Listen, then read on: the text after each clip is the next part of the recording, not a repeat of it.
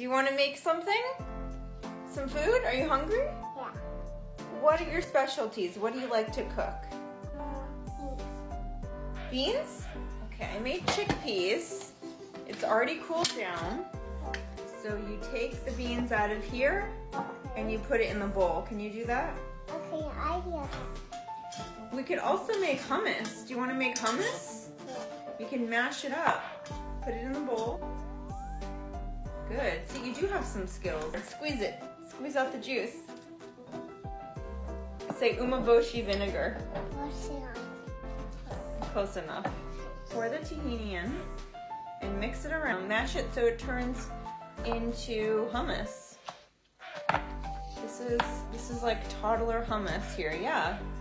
Good job. Dip it in the hummus and take a bite.